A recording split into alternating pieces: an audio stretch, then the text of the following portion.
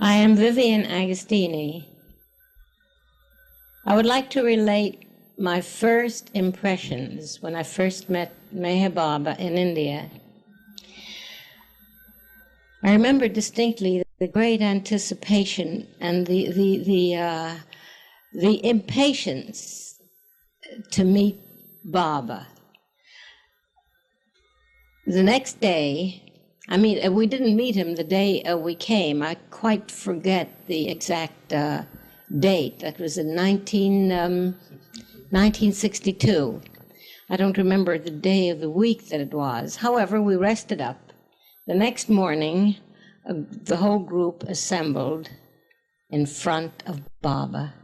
We each passed in front of him, and all I remember is that I was absolutely ignored. Here I was, and building up an anticipation for months before the trip. And the trip itself was almost perilous, I might say, as far as I'm concerned. However, I felt, I must confess, very, very miserable. And that night, I said to Lou, you know, Lou, and actually I was in tears. I said, you know, I really am not feeling well. I think I'm getting a toothache, and I must get back to the States tomorrow, if possible. It's just that I felt as though I was absolutely just nothing. I mean, here I was taking this trip, and Baba not even glancing in my direction. No matter how I tried to comfort myself, I still couldn't sleep that whole night. And Lou answered. He was quite surprised, he said, because this is what he told me. He said, you know, Vivian, as far as I'm concerned, all I want to do, he said, it doesn't matter if I'm way in the back, not even seen. All I want to feel is that I am in the same room with Baba. That's all that would have mattered to me. Nothing else would mean nothing to me. I'm surprised, he says, that you feel that way about it. However, if you want to return tomorrow, you may, but I am staying. Well, as I said before, I got very little sleep that night. I constantly, the idea kept working in my mind of this terrible letdown, why I was just like a nobody. It just, to that moment, didn't make sense to me. And so with that, well, I got up the next morning quite discouraged and feeling almost limp, and I did have a toothache. As a matter of fact, I even had a dentist in Pune that took care of me. Well, as I recall now, we were to meet Baba again the next day. And there I was seated in with the group. And, of course, there's always a kind of an electricity in the atmosphere around Baba. The whole room seemed to be charged, as it were, with some kind of something I couldn't quite understand. But everybody seemed electrically charged. It's the closest I could explain it. And then I heard suddenly somebody's voice saying, Vivian Agostini. Where is Vivian Agostini? Baba wants to see Vivian Agostini. At that moment, I felt that Baba knew my anguish. I knew that he knew. I knew that he knew I was up all night, bemoaning the fact that I have been absolutely disregarded by him, and that he was well aware of my anguish. However, I went up there in a very excited mood, and then I found myself again in front of Baba. I don't know what happened. All he did was very softly, he scarcely touched my cheek. He patted me, as it were, so lovingly. And then a strange thing happened. I felt as though I sort of melted into infinity. It's as though I became nothing, and yet it's as though I was combined with everything outside of me. And then I looked up at Baba. All I could say was, Baba, I love you. I love you so very, very much. And with that, the tears began to pour. I could not stop them. They poured down my face, and I felt them just dripping, almost dripping down on the floor. It was it didn't stop. I don't know what had happened, as though some gates had opened, and this pouring of the waters just rushed out. And all I could say and look up at Baba between my tears again and again was, Baba, I love you so very, very much. And I remember so distinctly how he nodded his head as though to say, I know, I know. And I cried and cried long after I went and left him and sat down. And still I cried. It was a cry of I think, great joy, I might say, now that I look back at it. It was a cry of joy. It was not the at being recognized, not the feeling of wanting to be recognized that I had the day before. I realize now that it was nothing but my ego, but it was the joy of God bestowing his blessing on me. That was the joy. I never forget that moment. And again, I try to recapture that feeling of bliss somehow or other. It is very seldom that I can, I must confess.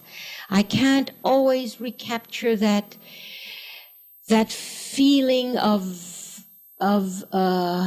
infinity that I had at that moment. At rare intervals, I do. At rare intervals, it comes back to me, and I'm there again at Baba's feet, crying out my soul, as it were. I am very grateful for the experience. That experience has given me great comfort. The feeling that I met Baba and realized that Baba is what he is, and that is God. When the news reached me that Baba had dropped his body, of course at first I was stunned, because the words, although I heard the words, the words didn't convey anything to me. And again, when Lou repeated that to me, yes, I heard it, but I couldn't accept it. Because to me, the way I feel now, Baba never dropped his body. Baba is still there. Baba is always there. Dropping the body, that pertains to anybody else, news of which, of that nature, I might have heard, but not with Baba. I feel that Baba never dropped his body. But now, as I think of it a little more clearly, I feel that Baba never had a body. The body is not Baba. That body was never Baba. God can have no body. He always was there. And he's there, and he's here now. And I feel that Baba will always be Baba. The body was not Baba. That's why I was so terribly impressed, I might say, when I first met him, the physical part of him. Even then, it was not as though I was looking at a physical body. All I felt was this strange, magnificent power that seemed to pour out in a certain glance of his eye. But it was not an eye, it was not a body, it was not a look, it was just infinity. It was just infinity. And so when I went back the last time, and there, when I was in the room, and there was Baba's chair, and there was Baba's sandal, but the chair was not empty. Baba was there, and he never really left us. He has never really gone.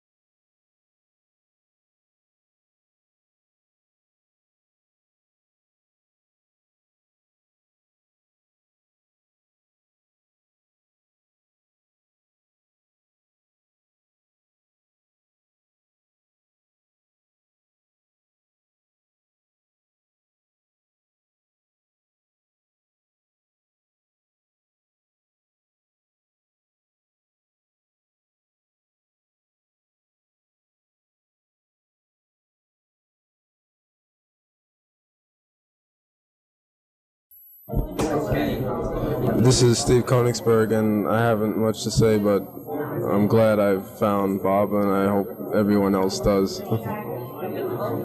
Jai Baba. Hi, this is David Reddy. We're all glad we found Baba.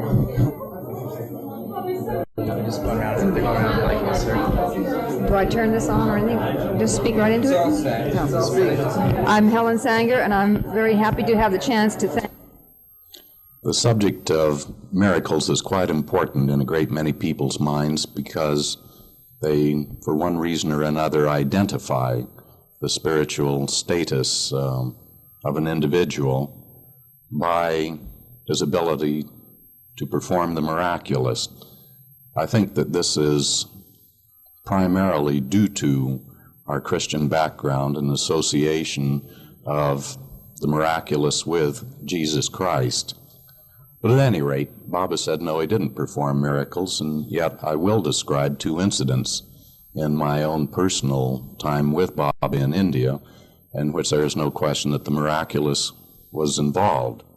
And if you'll forgive me, then I do want to speculate just a little bit with you as to why I think there is this apparent contradiction in Baba's statement and his actions. So at any rate, let me go back into the history. In the earlier days, before Baba became rather fragile, when I would go to India, he would normally map out some odd days, usually about a week, of itinerary for me, various places that he wanted me to see, usually associated with trips in which he had gone around India with the Mandali, certain places where he had spent a considerable amount of time in seclusion. On one of these occasions, he had me go up to Panchgani, where the cave in the hill is, and to Mahabaleshwar, where he used to spend quite a good bit of time. This is up the mountainside from Satara, which he used just previous to the monsoon season, just as in the latter part of his life, he used Guru Prasad in Pune. He had, as I remember on that occasion, in addition to Dr. Duncan, whom we all know as Don, as I recall on that occasion, he had Francis Brabazon and Joseph Harb go with me. After a perfectly magnificent, lovely day, Dr. Duncan wanted to show me a herd of monkeys. So he took me down into a ravine and said, well, certainly we'll see the monkeys down here. We didn't. This rather upset Duncan, and as we were making our way out of the ravine, we got a little bit separated. He had warned me that there was a type of a poison nettle in the ravine, and that I should be extremely cautious not to handle it or let it brush against my skin. Well, as I was making my way up the ravine, suddenly I became aware of the fact that two of these darn things had crossed themselves on a very fluffy sweater that I was wearing. I couldn't go forward. I couldn't go backward. I was stuck, and the only thing that I could possibly do was, as gingerly as possible, remove these two poison nettle strands from my sweater. This I did, and only managed to touch them with my thumb and forefinger of my right hand, and assumed that with just that little tiny bit of touch, nothing would happen to me. Well, eventually we got on up to the top, and the following day got back to Mayor Azad. I then spent some odd days there, sleeping in the old blue bus, which was a wonderful bedroom. And, gosh, excuse me, I sort of get a little bit caught back in memories of sleeping in that thing. But at any rate, on the first day when Baba came into the Mandali Hall and asked for me to come in, he began describing something to me, and I noticed a little bit of itchiness around my fingers, but just very absent-mindedly. In the afternoon, when Baba came and sat down with the Mandali and again allowed me to be present, I noticed that my hand and part of my forearm was covered with this. Well, to try to brief the thing, within a period of 2, perhaps 3 days, I had quite an eruption of welts, which had spread over my right arm, onto my left arm, on my legs even. It was quite a rapid spreading. By that time, it was getting to be very difficult for me to concentrate on what Baba was saying at various different times. Suddenly, he looked at me and said, well, Don, what's the matter? What are you all scratching for?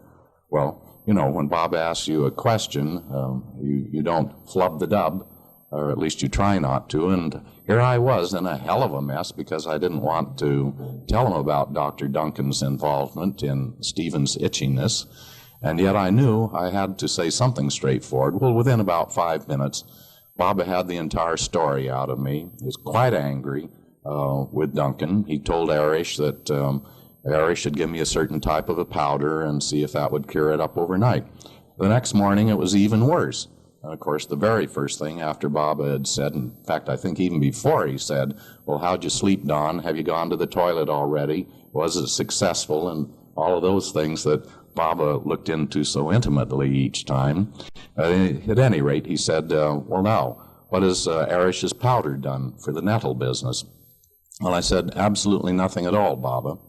Then Baba looked very thoughtful and went on saying something or another, and a few minutes later reached over to the little tabaret table at the side, picked up one of the clean folded handkerchiefs that was always there, wiped a little perspiration off of his brow, motioned to me.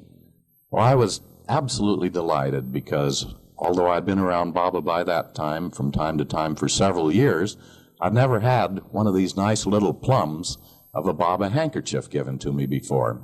So I ran up just as fast as I could to his side and took it in my 2 hands, bowed over it, and then put it in my shirt pocket, thought no more of it. About half an hour later, I noticed to my amazement that I hadn't been scratching lately. And of course, with a particular training in science that I went through in the university, you stow these things in the back of your mind, and your subconscious goes to work on them. When Baba finished off the afternoon, my mind quickly went back and said, well, Stevens, how are your nettles going on? And while I could still see that this rash was terribly red, still a great deal of the sting seemed to have gone out of it. The following morning, 2/3 of it had disappeared. By the following morning, it was 100% disappeared. Now, one might say, well, it's coincidence. Actually, having been around Baba and seeing that there just is no such thing as coincidence around Baba, of course, I immediately connected this disappearance of this very troublesome mess with Baba's handkerchief that he had given to me. I thought a great deal about this over the years, but I'm going to tell you just one other quick story of Baba and the magnificent scene that we have of him sitting in his living room, accompanying arty records, mostly the poetry of Hafiz, accompanying this on Baba's drum. Meher and Mani had gotten after him, and they knew I always brought a 16mm camera along, so each time I came, they would plot in their minds. I think I can use that word, and I hope Mani doesn't hit me with a rolling pin when she hears this sometime. But they would plot as to what they were going to try to wheedle Baba into letting me take in the way of motion pictures.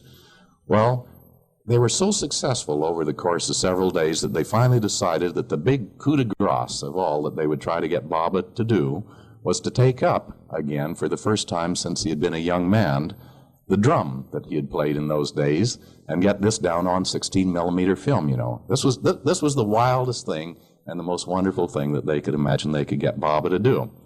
Well, when Baba told me that he had agreed to do this, I saw a funny sort of a twinkle in his eye, and I thought, my gosh, there's thunderation and trouble involved here somewhere or another. What's he going to pull?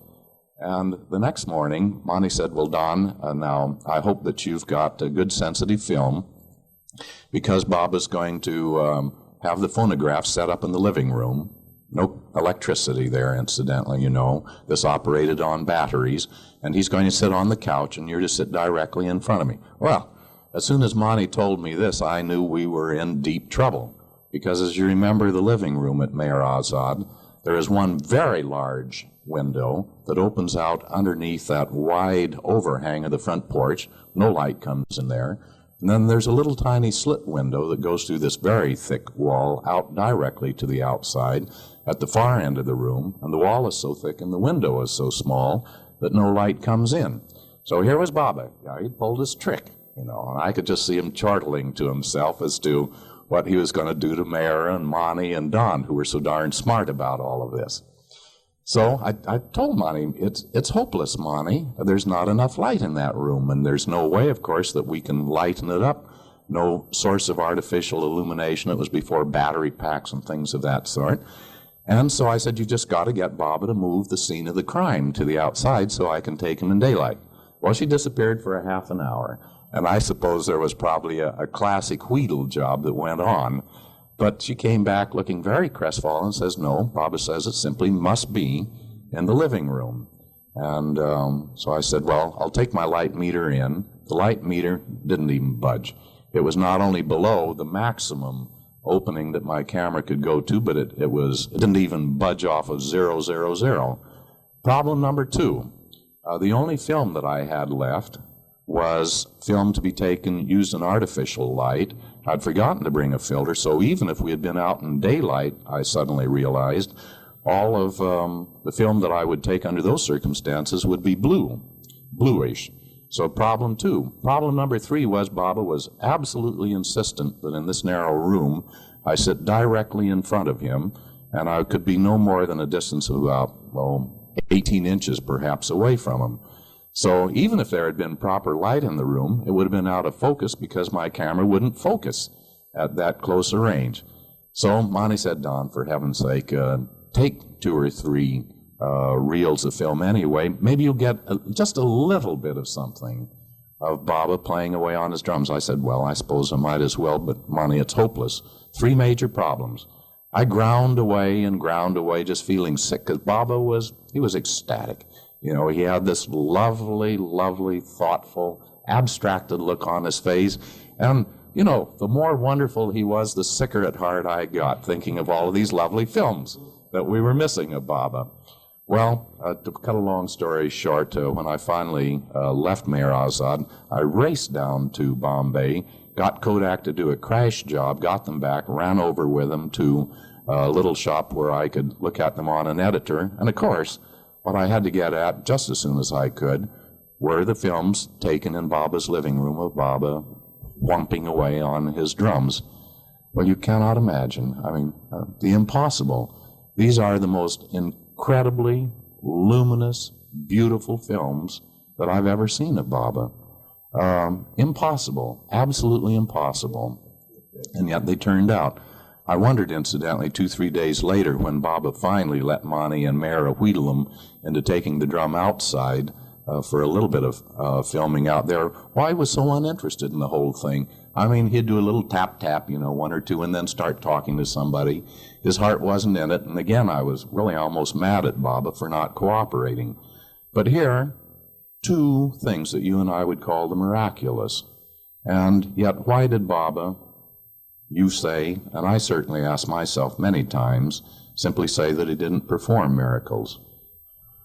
Well, I do believe that the thing clarifies if one goes back and reads some of the stories of Jesus Christ performing miracles that are given in the New Testament, and I think you'll be struck by what really hit me over the head when I did this, of the manner in which Jesus Christ never used a miracle except as a last resort of almost desperation to stir up a situation. And what have you and I and our ancestors done with this down through the course of the centuries?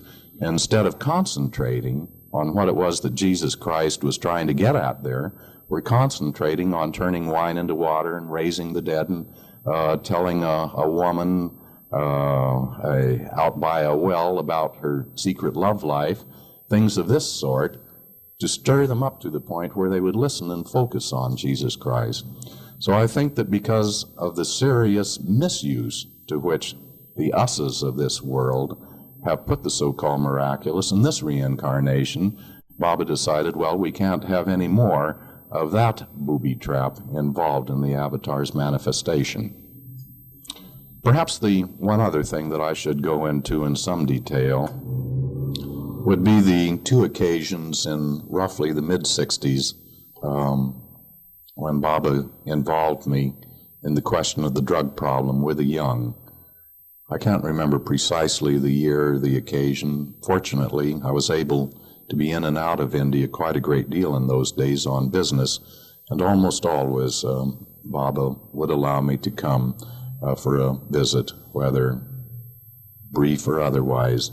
On one of these, he said that a young fellow by the name of Dreyfus had just been there for 1 day, and Baba had allowed him to stay, I think, 2 nights and a day, and had talked to him at very great length concerning the use of drugs, primarily the so-called mind expanders, consciousness expanders, as some people choose to call them.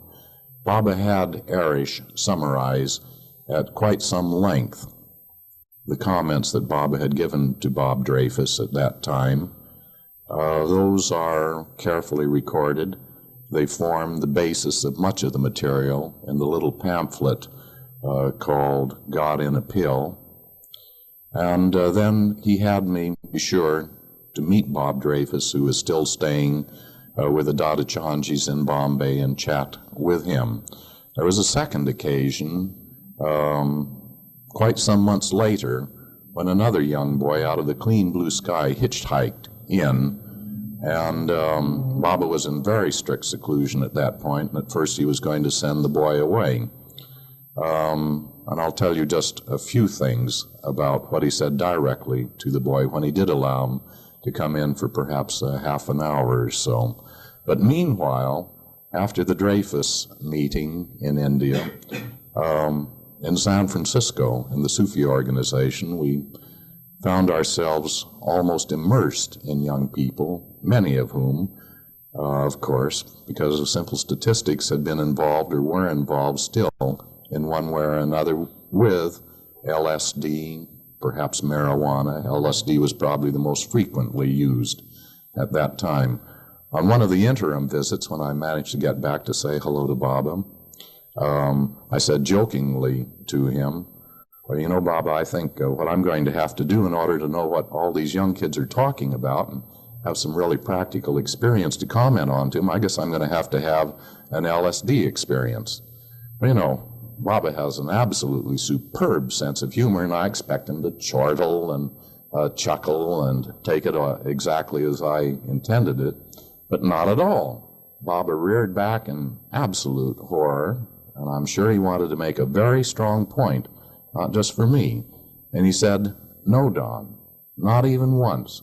You do not understand that while some people, and there's no way that they can know this, of course, but while some people can have a number of experiences with these drugs and apparently come out undamaged or relatively undamaged, another person simply taking a drug once suffers complete and permanent damage."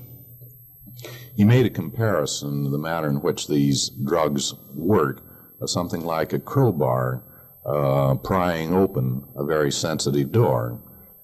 He would never allow that to be published because I think there's some obvious dangers in the use of that particular analogy, but it certainly does give the instant idea of how very, very likely it is that, as it were, the sensitive doors of the mind might be irreparably damaged by